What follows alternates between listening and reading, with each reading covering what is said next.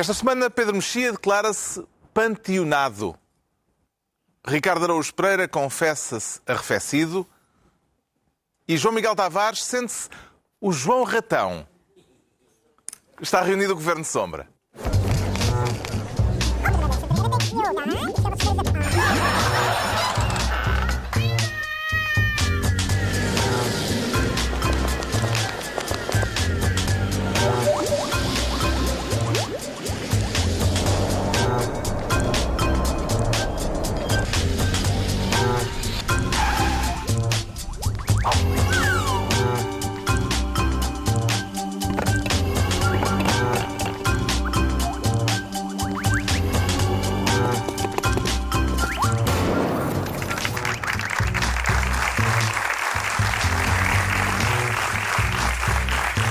Ora viva, sejam bem-vindos. No final de uma semana que começou com suspense e emoção, com o mundo a acompanhar a par e passo a operação de salvamento de um grupo de jovens futebolistas no norte da Tailândia, tudo acabou com um suspiro de alívio global depois de terem saído todos sãos e salvos da gruta.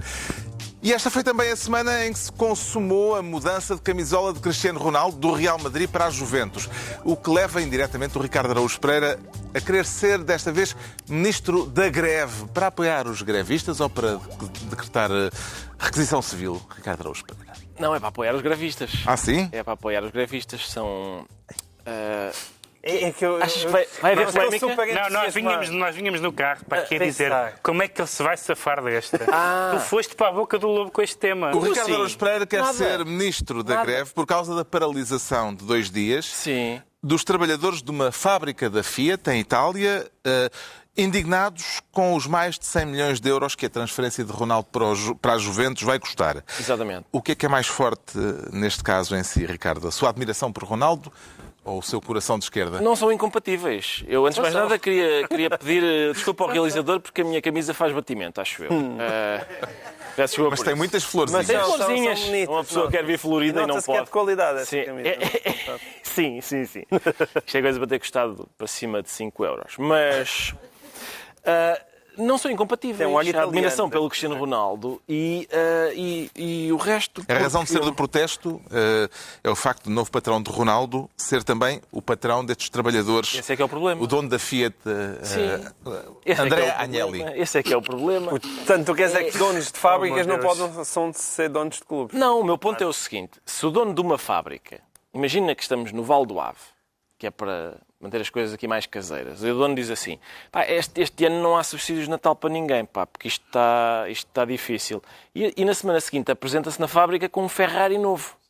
Eu acho que os trabalhadores têm o direito de dizer, nesse caso, não me parece justo. Cristiano Ronaldo é para cima do Ferrari. Cristiano Ronaldo são 200 Ferraris, são 200 mil Ferraris. E, portanto, o que estes trabalhadores... Para já, os trabalhadores que querem paralisar o trabalho são de Melfi, que fica no sul de Itália. Por isso, em princípio, eles são do Nápoles e tudo. Estão-se borrifando para... Os de Turim ainda pensam, olha, somos da Juventus, olha que se lixe, não tenho subsídio de Natal, mas vou ser campeão da Europa, se calhar. Agora, se calhar pagam-nos numa camisola. E se calhar oferecem uma camisola a cada um e tal. Agora, para os outros isto não diz nada. Quer dizer, a prova de que o que não está em causa o que o Cristiano Ronaldo ganha é que estes trabalhadores não fizeram greve quando ele ganhava salários milionários no Real Madrid e no Manchester United. O problema não é o que o Cristiano Ronaldo ganha, é o que a Juventus gasta com o Cristiano Ronaldo. Eu tinha uma tia que também dizia ao meu tio, tu gastas tudo em jogo. E é o que faz este Agnelli. O Agnelli gasta tudo em jogo. E, portanto... Então, e pega lá, e complexificando isso. Então, isso eu quero complexificar. Vamos complexificar. E se Cristiano Ronaldo for utilizado em publicidade à bruta da Fiat e, graças à figura do Cristiano Ronaldo, se passar a vender mais Fiats na China, no Japão e nesses países. Quando chegar a essa altura podemos falar, mas ainda não chegou e pode não chegar. Pode não chegar até, porque esse é um dos problemas disto. Para já, eu não sei se o público chinês pensa o Cristiano Ronaldo, claro, ele tem um Fiat, de certeza. Não sei se é a pessoa ideal para fazer publicidade à Fiat. É possível que não seja, mas esta semana houve grandes discussões sobre, por exemplo, mérito, não sei o quê, mas o Cristiano Ronaldo não merece ganhar aquilo, merece. Eu não digo que não digo que não mereça, eu acho que o problema não é o Cristiano Ronaldo ganhar muito, é os funcionários da Fiat ganharem pouco. Porque o que acontece é, como é que a Juventus, o que se passa aqui, é aí que eu quero chegar a isso da publicidade na China, é que há uma empresa que detém 30% da Fiat e 65% da Juventus. E, portanto, como é que a Juventus consegue comprar o Cristiano Ronaldo?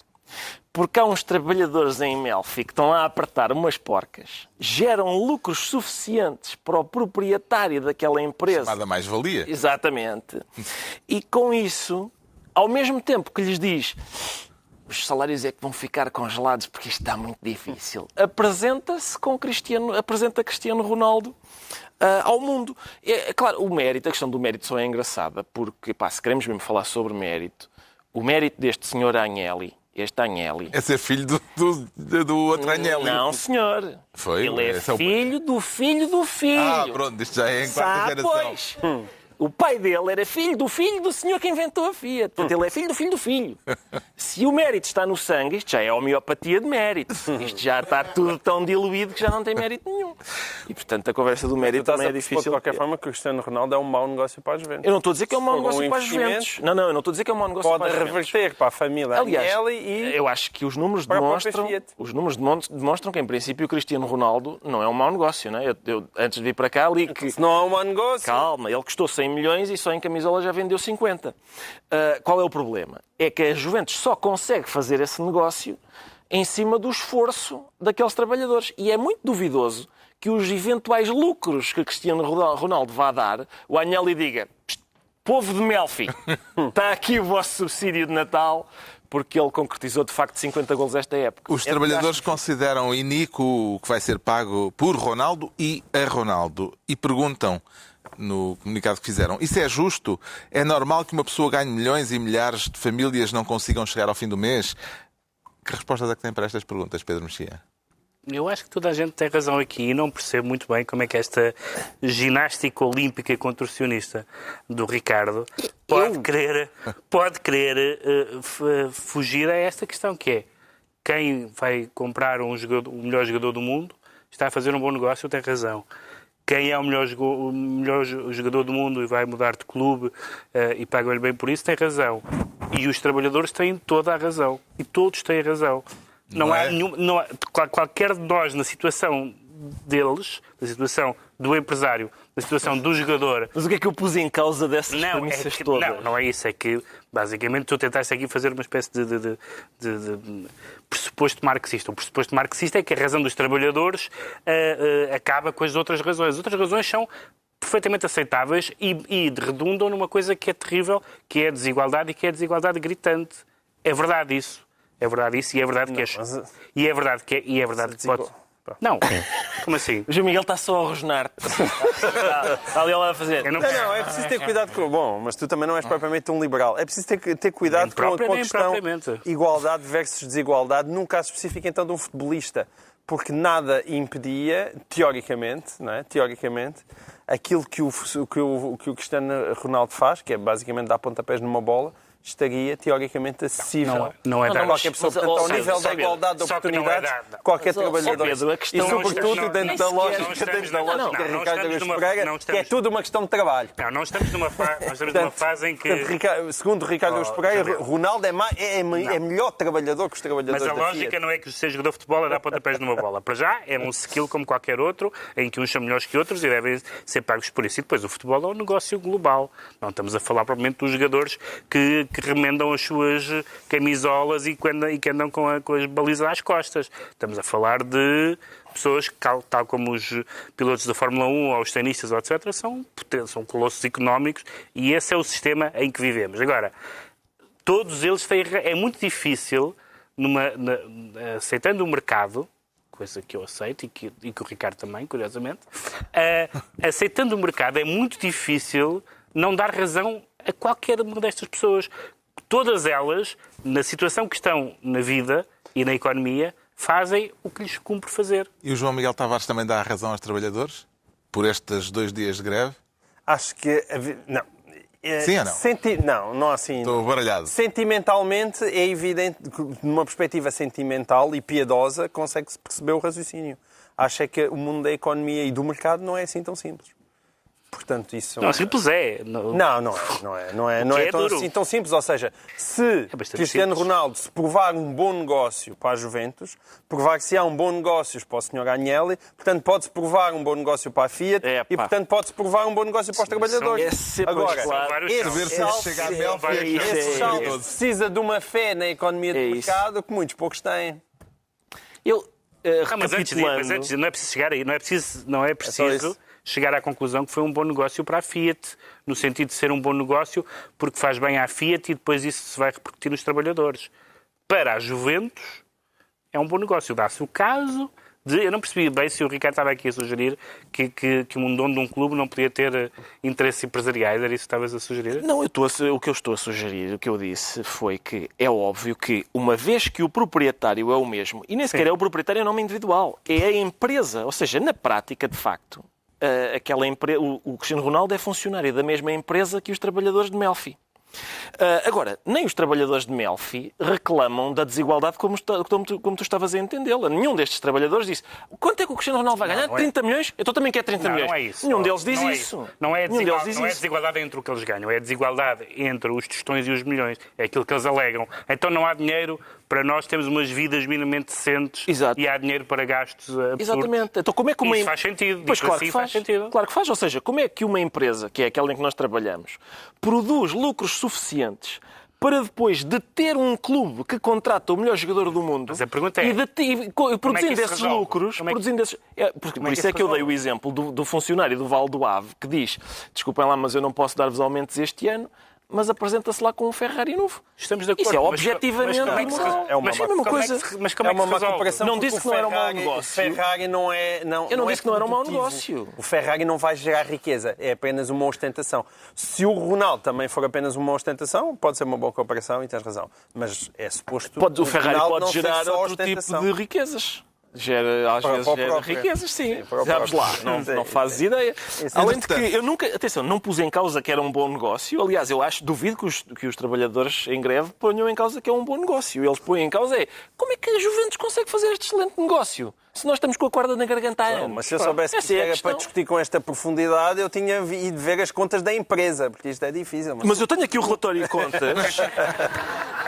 Entretanto, ainda no campo da bola, assim muito rapidamente, este domingo França e Croácia decidem o título de campeão do mundo de futebol. Parecem-lhe finalistas justos deste Mundial, João Miguel Tavares? A França parece-me um finalista justo. A Croácia teve aquela sorte inicial de ficar do lado bom das duas metades, não é? Da parte bom do quadro. Porque tenho muitas dúvidas que a Croácia seja melhor que a Bélgica, tenho dúvidas que seja melhor tanto que o Brasil, mas como não teve que enfrentar esses, chegou lá. E chegou lá com mérito e aguerridos e tem grandes jogadores. Eu estou pela França, que em Portugal é uma coisa estranha, porque parece que eu não sou patriota, porque cada vez digo, não, a França, gosto de ver jogar, estou a torcer pela França. Não. Parece que ainda estamos zangados desde a altura em que o Abel Xavier fez um penalti escandaloso, mas que metade dos portugueses acham que não foi. O Pedro Mexia tinha dito aqui na semana passada que depois da eliminação de Portugal torce pela Croácia. O facto de ser um país que nunca foi campeão do mundo tem alguma coisa a ver com essa preferência, Pedro Mexia?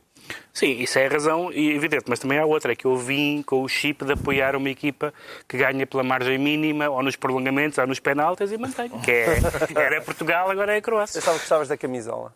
Prefere Mbappé ou Modric, Ricardo Araújo? Modric, eu também torço pela Croácia na final, porque eles fizeram 3 prolongamentos de meia hora, ou seja, têm mais 2 um com jogo. penaltis, Exato. Ganharam 2 a penaltis. Portanto, isso significa que eles têm mais um jogo nas pernas e têm menos um jogador no plantel, porque, se bem se lembram, o selecionador mandou para casa um jogador, porque no primeiro jogo da Croácia, primeiro jogo de todos, aos 86 minutos, um tipo chamado Nikola Kalinic, o treinador disse, olha, entras tu, e ele disse, não, dói-me as costas, aos 86 não dói-me as costas.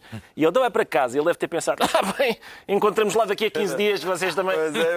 E agora está em casa. É como aquele tipo que saiu dos Beatles, não é? Exatamente. Que era o baterista e foi substituído pelo Ringo Starr. Sim. Não, eu acho que é pior, porque esse desgraçado do baterista, eu acho que foram os outros que disseram, a gente vai optar pelo Ringo. Mas houve um, no início, que estava, quando eles estavam a fazer aquela turnê na Alemanha, houve um guitarrista dos Beatles que disse assim, eu vou-me dedicar à pintura.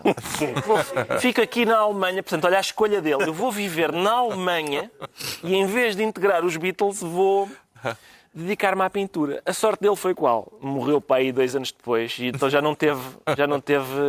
não assistiu àquilo. Já não morreu de desgosto. Já não morreu de desgosto. Entregamos ao Ricardo Araújo Pereira a pasta de Ministro da Greve. Agora Pedro Mexia quer ser Ministro do quer-se dizer. Isso quer dizer que não é bem o que quer dizer, não é? Se bem entendi. Uma das grandes frases políticas dos últimos anos foi a frase da Primeira-Ministra inglesa que disse Brexit means Brexit. Brexit quer dizer Brexit, significa Brexit. Mas parece que começa a haver dúvidas. Mas o que é que isso quer dizer? Na verdade, e a Inglaterra está desde o tempo da senhora. Pumba! Desculpem, é só porque à hora que gravamos isto eu acabei de receber a informação de que o Benfica ganhou o torneio do SAD por diferença de golos. Por isso acaba por ser pestilha, vá.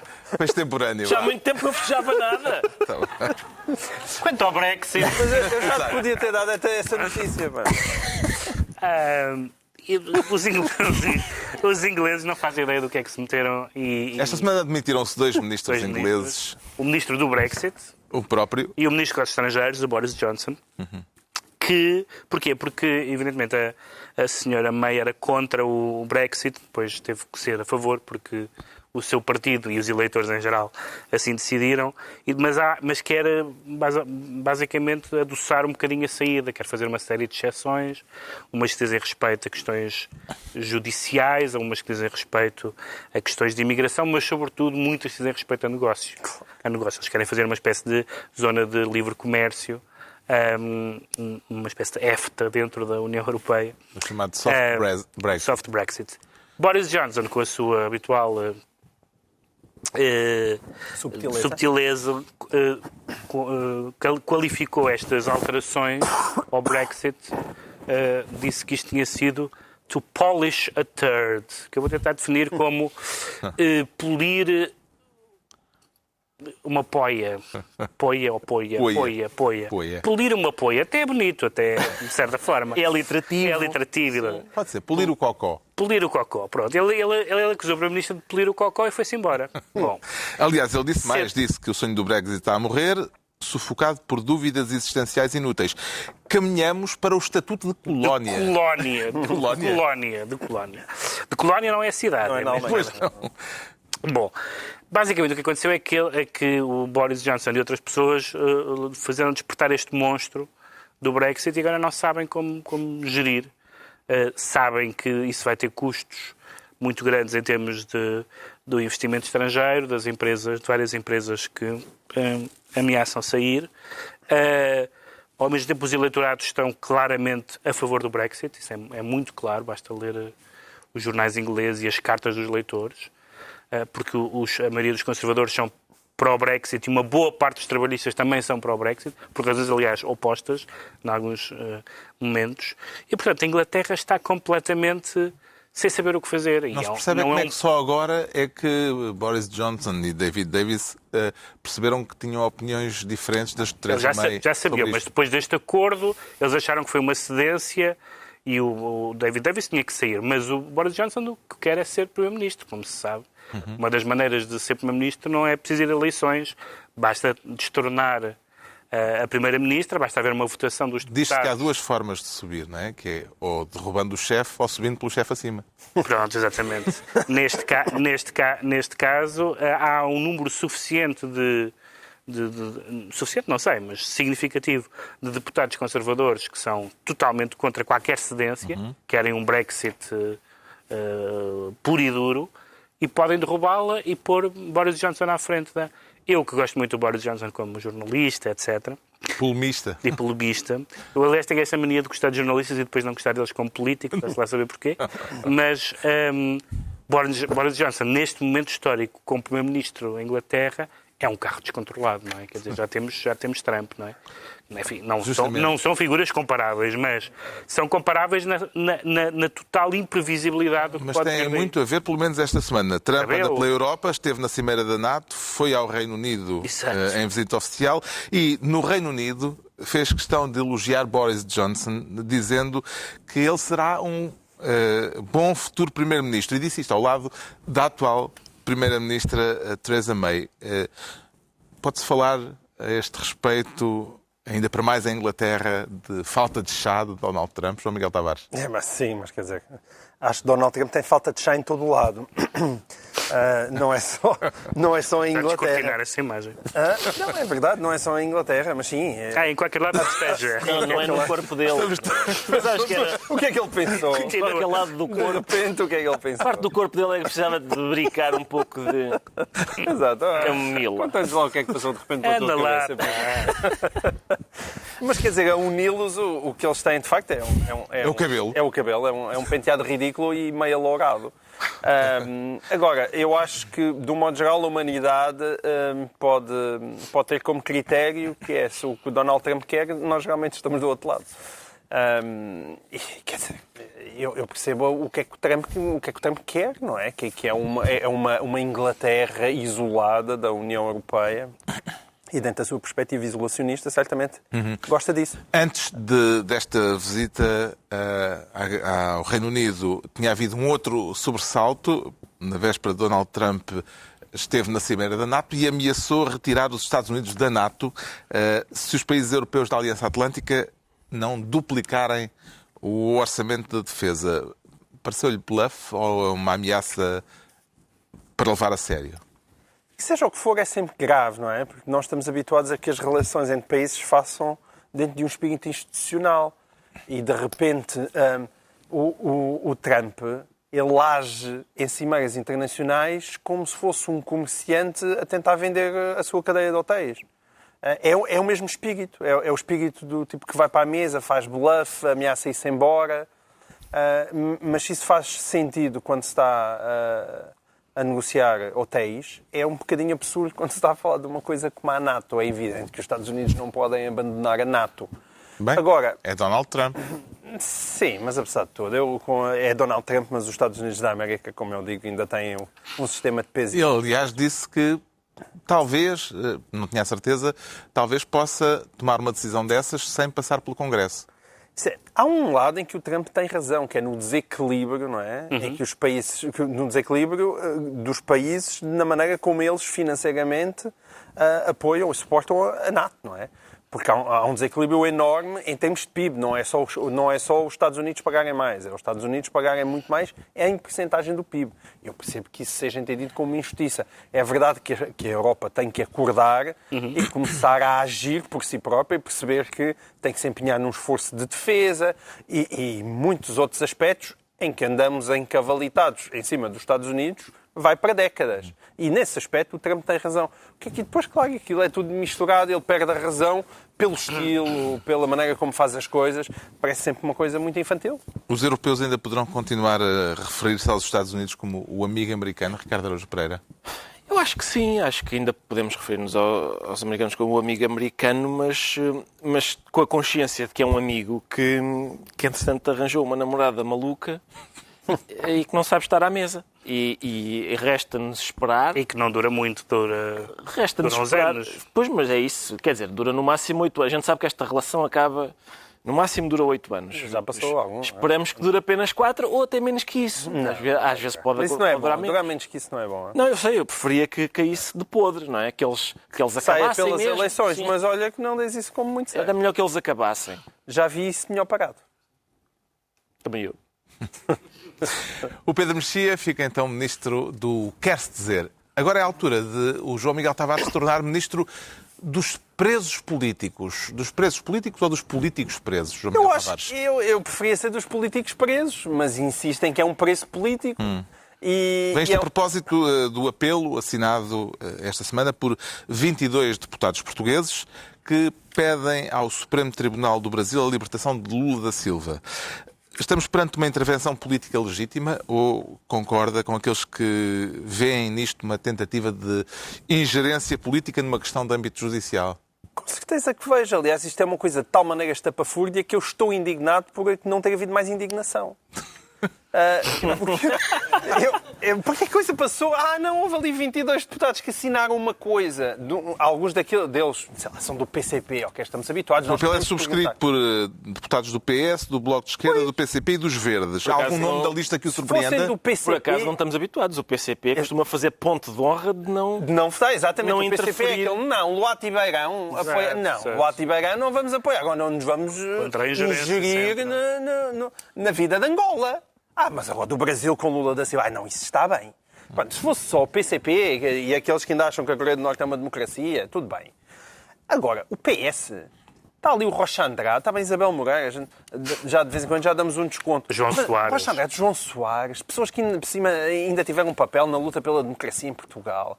Mas as pessoas estão convencidas do quê? É evidente que o sistema brasileiro tem imensos problemas e que... Ao contrário do nosso. Não, mas enfim, apesar de tudo, o Brasil, em termos políticos, tem mais problemas do que nós. Mas aquilo não é uma decisão política em si. Uma coisa é estar a falar do impeachment da Dilma, mas depois mistura-se tudo. No caso do Lula, por amor de Deus, não confundam as coisas. O início, há uma coisa ali que é sintomática, que é logo o início daquele apelo. O apelo tem frases absolutamente absurdas, mentirosas, no sentido em que dão a entender que o Supremo Tribunal... Aliás, eles vão... É um apelo enviado ao Supremo Tribunal Federal a denunciar que não foram respeitadas as mais elementares regras de um Estado de Direito. O Supremo Tribunal Federal pronunciou-se sobre o caso Lula. Toda a gente viu.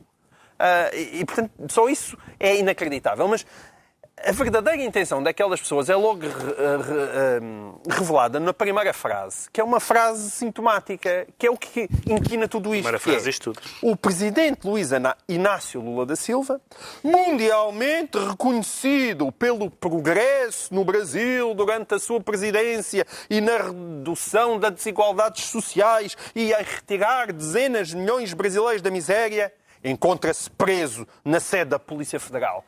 O que é que uma coisa tem a ver com a outra? Isto é a mesma coisa que dizer que o Duarte Lima, aquele senhor extraordinário que teve um papel único, espantoso no IPO de Lisboa, pelo combate à leucemia, que pôs de pé uma associação absolutamente extraordinária, que apoiava pessoas e oferecia pianos a gente que queria fazer música e não podia, e que ia visitar todas as pessoas que tinham leucemia como ele e que estavam a sofrer no IPO. Agora suspeitam que ele matou uma velhinha no Brasil. E a pergunta é, o que é que uma coisa tem a ver com a outra? Atenção que há muita gente que não suspeita. Há muita gente que não suspeita. É que as coisas não têm nada a ver com a outra. E quando uma pessoa é julgada, não vem com o currículo todo o bem que fez. Não é? Quer dizer, o Pedro Mexia mata velhinhas à noite e ninguém sabe. E aqui parece uma pessoa encantadora. Todos nós podemos ter uma vida tenebrosa. Quando chega... Quer dizer, ninguém chega a um tribunal e diz então, mas eu ajudei aqueles senhores ali, eu era tão bom, fazia ação social e dava sempre montes de saquinhos para o Banco Alimentar contra a fome. O Lula da Silva pode ter todos os méritos que lhe quiserem atribuir como presidente do Brasil e atirar pessoas da pobreza. Mas isso nada tem a ver com aquilo que ele é acusado. E pode-se não concordar com a prisão, pode-se dizer que aquilo não foi bem julgado, pode-se dizer o que quiser. Mas há uma coisa que não se pode dizer. É que o sistema de justiça não funcionou. Ele já esteve na primeira instância, já esteve na relação, já chegou ao Supremo. O sistema de justiça brasileiro pode-se não concordar com as decisões. Não se pode fazer um abaixo-assinado de deputados. Deputados. Não é o Manel, nem o Joaquim, nem o João. São deputados, são representantes eleitos pelo povo português. Vão se imiscuir dentro de um país que o Brasil ainda é uma democracia. Quer dizer, tenham vergonha, meus senhores. Encontra validade em algum dos argumentos expostos, Pedro Mexia, neste abaixo-assinado? Repara, porque eu gosto de todas as intervenções que terminam com tenham vergonha, meus senhores. Eu nunca... Lembra tempos de antena dos anos 70? A mim lembra, vocês não lembram. Eu não gosto muito dos anos 70. A validade destes argumentos é, dos argumentos que podem estar aqui neste texto, a validade é invalidada por duas razões. Primeiro, por esta primeira frase.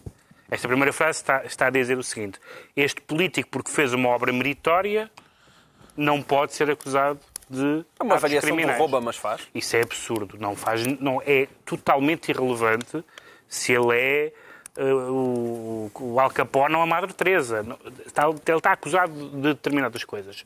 E tem havido, aliás, muitas argumentações sobre quão fraco é o caso, sobre a história do duplex, do triplex, sei lá o que é. Tem havido muitas... E sobre o processo, sobre as escutas divulgadas. Tem havido muitas alegações do ponto de vista do funcionamento da justiça. Agora, não dizer que, tendo em conta o que ele fez, ele não pode ser arguído, não pode ser condenado, não pode ser preso. Isso é absurdo. E, em segundo lugar, de serem deputados. Porque das duas, uma. Ou estes 22 deputados não reconhecem que o Brasil é uma democracia e um Estado de Direito, e isso é grave, ou reconhecem que estão a ingerir-se. Muitos destes deputados, como disse o João Miguel, quando foi Angola, que não é bem o Brasil, ou melhor, o Brasil é que não é bem Angola, como quisermos, disseram ingerência, deixem os tribunais angolanos decidirem. E eu acho que pode ser um bom princípio. O Manuel Vicente, nós aqui falamos tantas vezes. Pode ser um bom princípio, não sei se é se não, mas então que haja alguma coerência, e não quando é um regime notoriamente mais democrático, como é o brasileiro, do que é o angolano. Até porque dos outros grandes partidos brasileiros,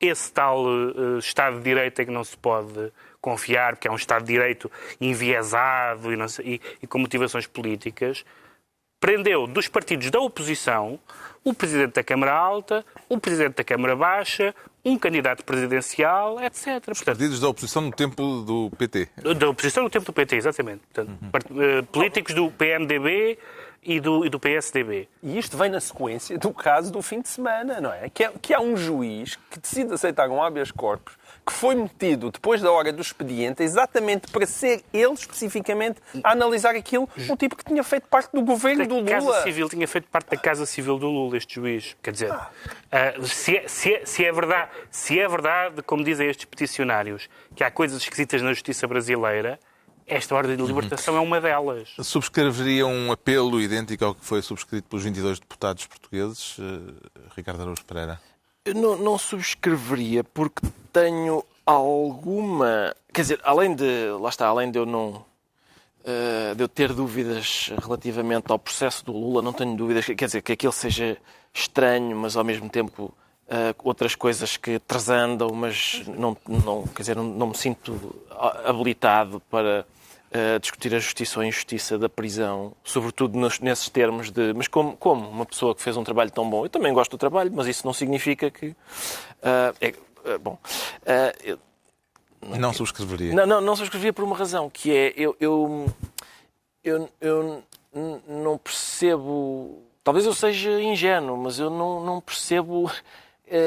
o resultado. Vamos fazer aqui uma petição e está lá o juiz no Brasil, não é? Está a dizer, vamos então decidir para manter a prisão do Lula.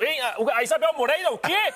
Então, então, peço desculpa, senhor Libera ele. Lula da Silva, desculpe, não voltaremos a incomodar o senhor. Não estou a ver que isso... Treinaste isso para a Folha de São Paulo. Parece-me que é mais uma coisa... Mas estás a ficar com um bom sotaque brasileiro. Para dar... Eu imito sempre o senhor do National Geographic.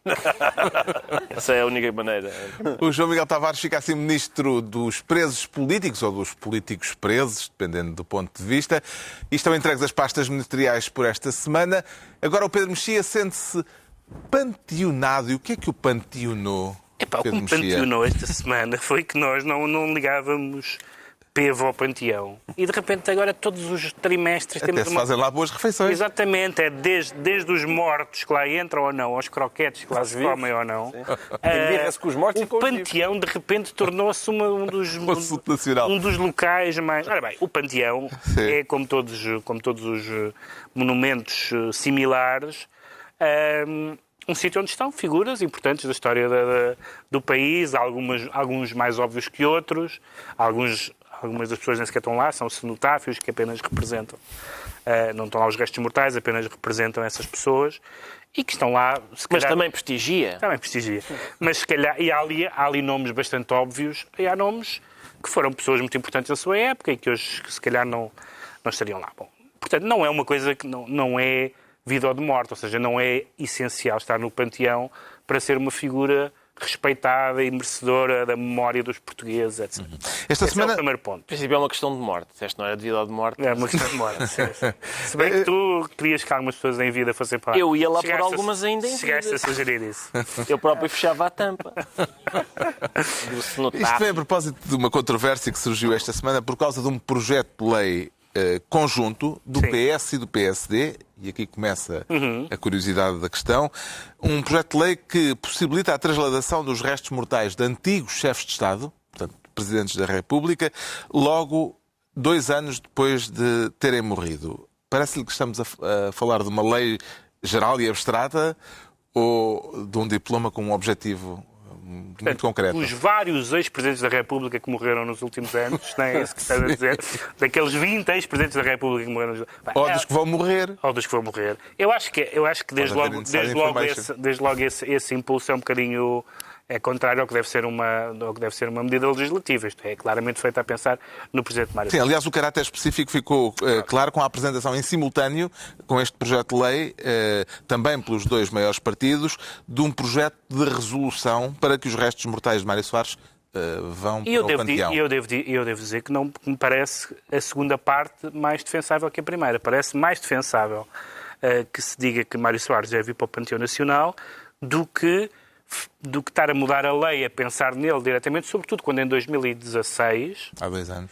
Porque houve uma certa contestação, sobretudo ao Eusébio, penso que à Amália não houve muita contestação à ida para o Panteão, e de repente houve uma contestação por ter sido uma decisão muito imediata unânime no Parlamento e que terá sido, de certa forma, houve pessoas que consideraram que os deputados estavam um bocadinho coagidos pela opinião pública, porque eram figuras de tal forma amadas pela generalidade dos portugueses que os deputados não estavam a decidir em liberdade, mas não queriam destoar, não queriam fugir desse consenso.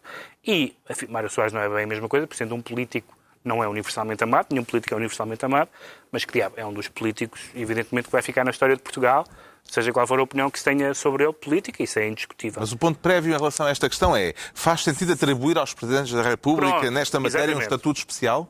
Exatamente. Essa é outra questão, é se os Presidentes, só por serem ex-presidentes, podem ser. Eu acho Porque para os restantes mortais são precisos 20 anos para haver uma decisão de trasladar os restos mortais para o panteão. Estamos a falar de um desconto de 90%. É que se isso for assim, muda a lógica. A lógica é que vai para o panteão uma pessoa pelos seus feitos, digamos assim. Aliás, o CDS, que se opôs, disse qualquer coisa deste género, pelos seus feitos e não pelo seu cargo. Por exemplo, quando foi Sofia de Mello Brainer, não houve contestação nenhuma, para já porque é uma escritora e não gera essas paixões, pelo menos negativas, que geram outras figuras. Mas estamos a falar de pessoas por aquilo que fizeram, pela projeção que tiveram, pela importância que tiveram. Um presidente só porque foi presidente, não me parece mal que haja um sítio onde todos os presidentes sejam enterrados, ou até todos os primeiros-ministros. Mas não é essa a lógica do panteão, não foi essa a lógica que presidiu até hoje. Agora, o que eu não percebo é que isto seja discutido com uma certa veemência, porque implicaria dar ao panteão uma presença no nosso espírito e nos nossos hábitos cívicos que ele nunca teve até hoje, acho eu. Não tenho noção disso. Quer dizer, há pessoas que nunca foram ao panteão na vida. Eu vivi em Lisboa, fui 2 vezes ao panteão. E foi uma das foi ano passado. Aquele jantarinho, não foi? Foi jantarinho. Para o croquete. Acho que devias acabar a tua intervenção com: é uma vergonha, meus senhores! Não, isso não me dá, isso não me... Toda a gente. Não é cometido por esses tiques. Não. Toda a gente devia acabar todas as suas intervenções, mesmo, por exemplo, jantares de família. Passas as batatas, faz favor, porque isto é uma vergonha, meus senhores. Sempre. O Pedro já lembrou que em 2016 houve uma alteração à lei, que foi decidido que seria preciso esperar, e que é preciso esperar 20 anos para haver a decisão de trasladar restos mortais de uma individualidade para o panteão. Agora, com o PS e o PSD a sugerirem que para os Presidentes da República é diferente, pode concluir-se deste episódio, Ricardo Araújo Pereira, que PS e PSD estão a admitir que o Parlamento se enganou há 2 anos, que fez uma lei mal feita? É raro, mas pode acontecer o Parlamento enganar-se, fazer uma lei meio parva. Mas, quer dizer, o panteão serve mais para os vivos se ralarem do que para os mortos se prestigiarem. Quer dizer, eu tenho quase a certeza que o Mário Soares está borrifando para isto, para esta polémica. Acho que para ele é igual. Sobretudo sabendo que, se é então para isso, se Presidentes da República têm direito garantido a estar no panteão, a ideia do Soares passar a eternidade ao lado do Cavaco, sinceramente não sei se lhe é agradável. Uma coabitação. Exato. Eles tiveram problemas no passado. A coabitação é também um bom termo para este projeto de lei. Este entendimento entre socialistas e sociais-democratas teria sido possível na gerência anterior do PSD, João Miguel Tavares? Eu espero que não, mas por razões básicas de bom senso. Isso não tem nada a ver com o que se pensa de Mário Soares. Tem a ver com que se aprova uma lei em 2016 e 2 anos depois já se está a mudá-la. E isso é o mais grave no meio disto tudo, esta espécie de inconsciência coletiva, que é esta instabilidade permanente de tudo o que é... Atenção, isto foi decidido por todas as razões que o Pedro Mexia já dava a expor. Achou-se que era muito apressado. Foi por isto, foi por causa do Eusébio. Achou-se que era demasiado apressado e realmente pensou-se, não, é melhor passar em 20 anos. Mas se calhar e agora, 2 anos depois, não, afinal não. Se Para calhar chefes de Estado é 90% de desconto. Mas porquê? Isto é uma vergonha, mas... Ainda por cima. Ainda não acabei, mas estou-me a preparar para isso. Sabes porquê é que eles fizeram isso? Porque acharam demasiado apressado. Eles neste momento acham que se calhar foi demasiado apressado acharem que era demasiado apressado, então voltaram para trás. Exatamente, Qual é a diferença de um chefe de Estado em relação aos outros mortais? E sobretudo em relação ao Eusébio. Quer dizer, não me lixem. E então não consigo perceber. Acho que é uma ideia simplesmente parva. Que não tem mais nada que fazer no Parlamento. E devia ter. Portanto, isto é uma vergonha. Mas... Pode, aí está. Pronto, está esclarecido porque é que o Pedro Mexia diz sentir-se panteonado. Vamos agora tentar perceber porque é que o João Miguel Tavares se sente o João Ratão e não teme vir a acabar cozido num caldeirão. Então não tem. Atenção, eu acho que nós já estamos a ficar um bocadinho cozidos no Há caldeirão. carochinha nesta história ou é uma fábula com outras personagens? Posso só perguntar se este caso que vamos falar agora é uma vergonha? Não, este caso não é bem uma vergonha, mas é verdade que estamos mas estávamos a perguntar se estávamos a estar se teria a acabar cozido. E nós já estamos a ficar cozidos. O que é que o problema? A temperatura já começou a aumentar, mas por enquanto ainda está tipo jacuzzi, então se sabe bem. Mas isto vai continuar por ali assim. Pois é, jacuzzi. E acabamos todos com o rabinho a arder. Isso eu não tenho grande Foi dúvida. António Costa que trouxe à baila a fábula do João Ratão e da carochinha ao dizer esta semana que o PS não é a carochinha à procura do João Ratão.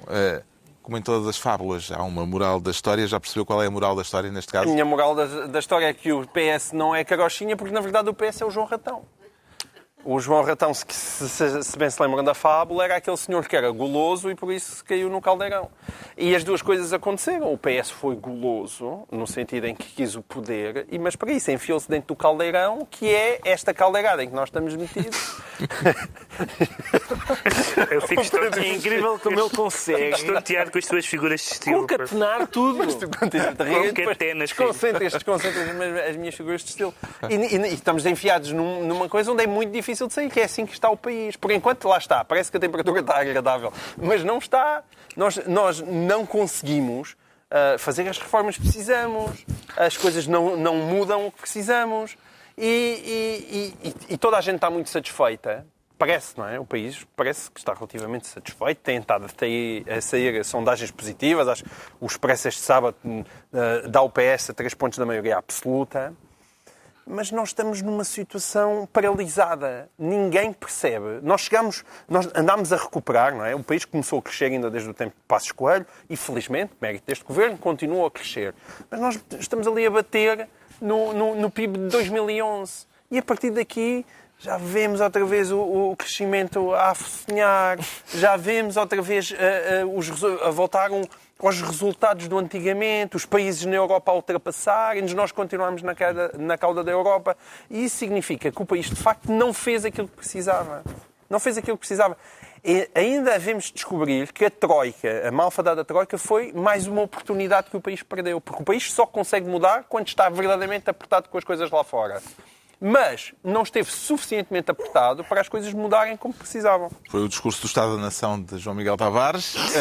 Muito bem, era mesmo. Uma vez que António Costa não aceita que se recorra à história da carochinha de João Ratão, para se falar da geringonça, que outra fábula é que considera adequada à atual situação política, Ricardo Araújo Pereira? Eu acho mal que ele não aceite esta, porque eu gosto... Telmo Correia, do CDS, propôs no debate do Estado da Nação, esta sexta-feira, a fábula do velho, do rapaz e do burro, mas depois acrescentou logo que não ia atribuir papéis para não ser desagradável para ninguém. Portanto, então fiquei sem perceber quem é o velho, quem é o rapaz e quem é o burro. Dizendo isso é porque já se sabe quem ia ser desagradável, já se sabe quem era o burro.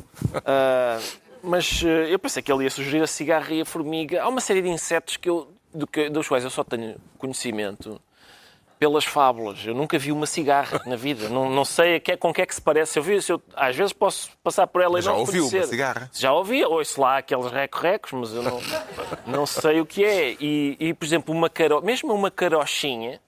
Porque uma carocha é uma barata, mas eu não lhe chamo carocha.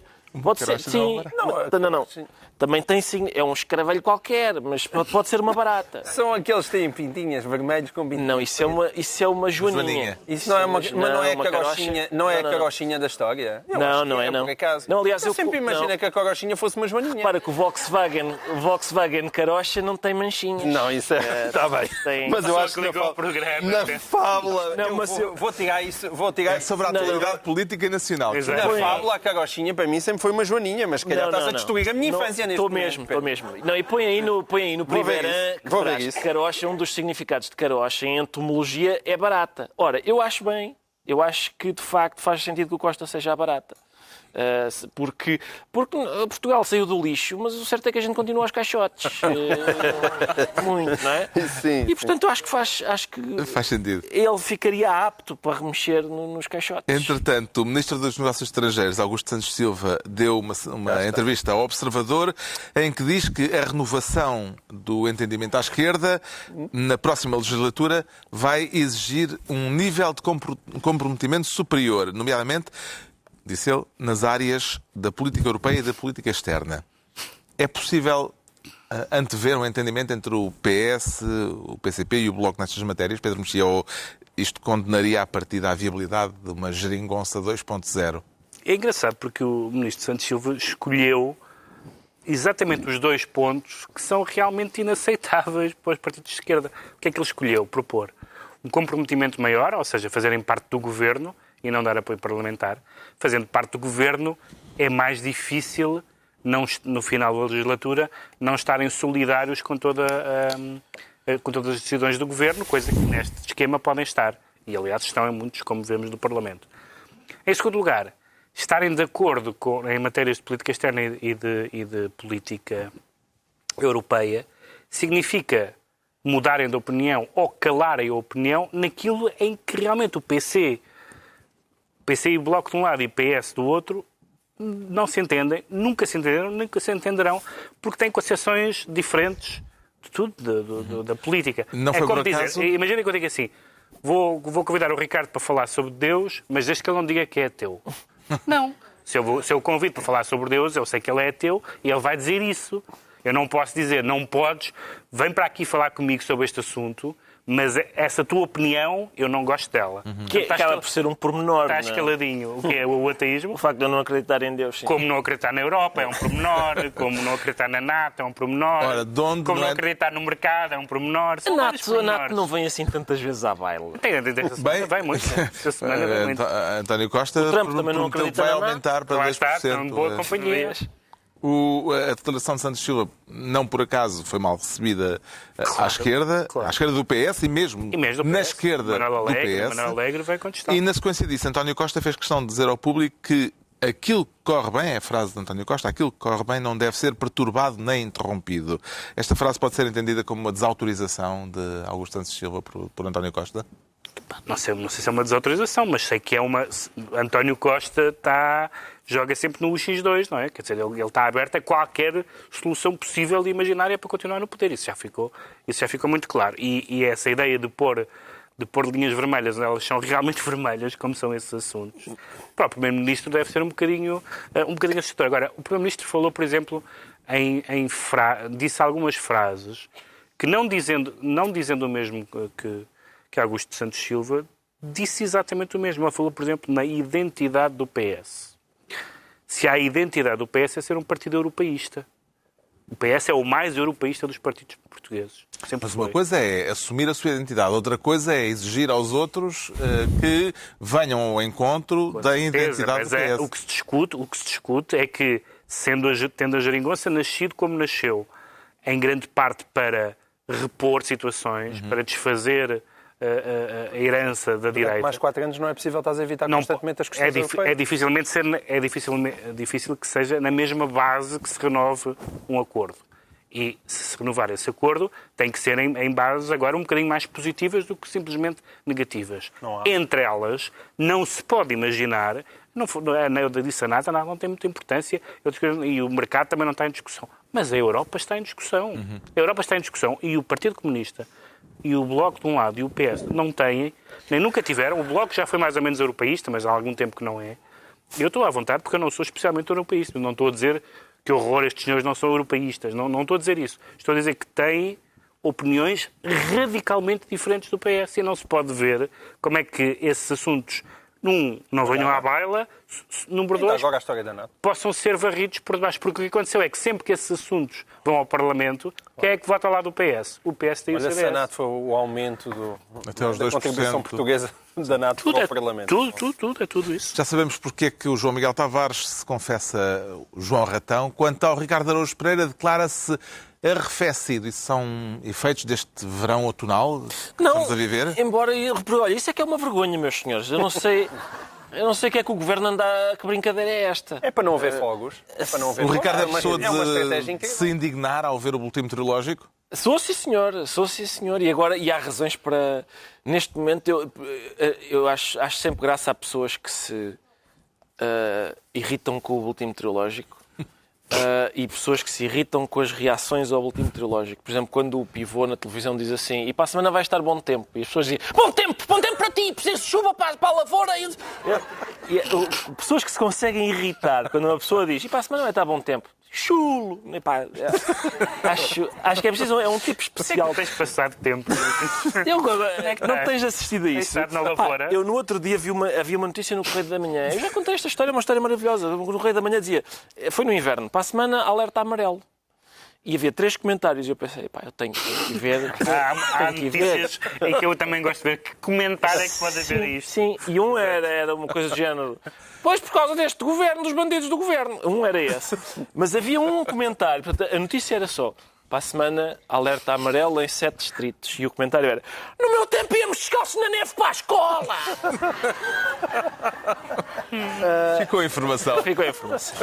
Ora bem, mas o seu arrefecimento não tem a ver com a meteorologia. Não. Percebi. Quero falar do abrandamento do crescimento turístico em Portugal, por comparação com o ano passado. Exatamente. Vê isso com preocupação ou com alívio? Vejo com preocupação e intrigado. Preocupação e surpresa. O turismo estar a descer em Portugal. Vamos desenvolver esse estado de espírito com alguma rapidez e fluidez? A notícia até dizia a Turquia está a 300 euros e o Algarve está a 1.500. E, portanto, as pessoas põem na balança, espera aí, na Turquia posso arrebentar, mas pago 5 vezes menos. Mas, por outro lado, espera-se menos tempo nas filas do aeroporto. Sim, exatamente. Se calhar é mais rápido. Mais rápido a entrar. Então isto... A minha questão é, tem os posts da Madonna. O que é que se passa? Pronto. Então A não era punchline estava isso. aqui. Eu achei estranha a escolha deste tema. Das duas, uma. Não, ou a Madonna esteve na Capadócia e fez posts muito lindos sobre aquilo e as pessoas vão para a Turquia, ou se calhar os posts da Madonna não têm assim tanto efeito como a gente estava à espera. Porque o turismo está a diminuir em Lisboa, mas está a aumentar na Portela, porque os turistas ficam retidos naquele sítio, não é?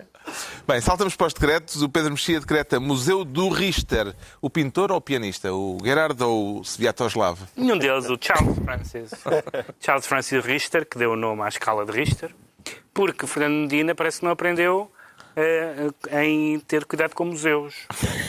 Disse que manifestou-se a favor do Museu das Descobertas.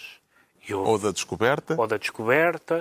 Ou da viagem. Ou do encontro cultural. E há 300 artigos nos jornais daí a dizer como é que se chama o diabo do museu. O museu sobre uma coisa que aconteceu, não é? Independentemente do... É um facto histórico. E ele agora aprovou, a Câmara vai ceder um terreno em direito de superfície a uma empresa privada que quer fazer o Museu do Terremoto. E o que eu pergunto é, evidentemente, terremoto, tremor de terra, sismo, cataclismo, catástrofe, apocalipse, abalo. Decidam isso. Vai ser um problema. O João Miguel Tavares decreta conferências. Conferências, porque eu ando entretidíssimo. Eu ando com um cronómetro a ver, desde que as pessoas são condenadas em primeira instância, aquelas importantes, os crimes colarinho branco, até irem presas quanto é que demora. E eu já na semana passada estive aqui falei aqui do Manel Godinho. E agora... Há pessoas que ficam à espera de ver acidentes na estrada. Tu é ver gente presa. Não. Ficas no banco de jardim. Não é gente, é alguma gente muito especial. E neste caso foi Armando Vara, que também já foi condenado há coisa de 4 anos. E é muito engraçado, porque ele já recorreu à primeira instância, perdeu, na relação perdeu, no Supremo perdeu e foi para o Constitucional. Perdeu e esta perdeu semana. também. Mas o que é que aconteceu? Eu pensava, agora que o homem vai preso. Não. Fez mais um recurso para a Conferência de Juízes do Tribunal Constitucional. Eu acho isto... É uma vergonha, senhor. O Ricardo Araújo Pereira decreta Goronzan. Decreto Goronzan, um espaço patrocinado, aparentemente. Por acaso, a Goronzan ficava-lhes bem mandar-nos, para nós e para o público todo, uma E garrafinha. temos razões para isso. Uma caixinha para cada um, sim. Com imagem e Temos tudo, imagens e tudo. coisa, Eu com imagem comento e por tudo. cima das imagens. Pode ser, se Era elas melhor. vierem. São estas. Pronto, são. É Jean-Claude Juncker, reparem. Ele está a tentar subir a escada. Parece o... Ele estava neste estado, digamos É o Presidente assim. da Comissão Europeia. Sim, e está neste asiática, estado. pá. Ele diz E que é eles ciática. disseram, não, isto era ciática. Olha a garrafinha. Ora, a ciática é das doenças que dá para confundir menos com este estado em que ele está. Foi mal escolhida a doença. E ele há bocado, não sei se viram, a subir para aquele palanque, parecia o cavalo do Joaquim Bastinhas. Vou subir, afinal não vou. Olha. Finge que sobe, mas não sobe. Mas tem o apoio do Presidente, E do depois, Primeiro-Ministro português. e este é aqui que fica, é aqui que fica claro. Olha, lá vai ele. É aqui que fica claro. O Estado da Europa. Não. Exato. Quando o Costa lhe dá a mão é quando fica claro que não é doença. Porque o Costa, tradicionalmente, toda a gente sabe que se está borrifando para os doentes. As urgências estão uma miséria. E por isso ele a doentes não dá a mão nenhuma. E é assim claro. que está concluída mais uma reunião semanal, de 2 a 8 dias, à hora de sempre, novo Governo de Sombra. Pedro Mexia, João Miguel Tavares e Ricardo Araújo Pereira. Cuidado com a ciática. E o Costa, no fundo,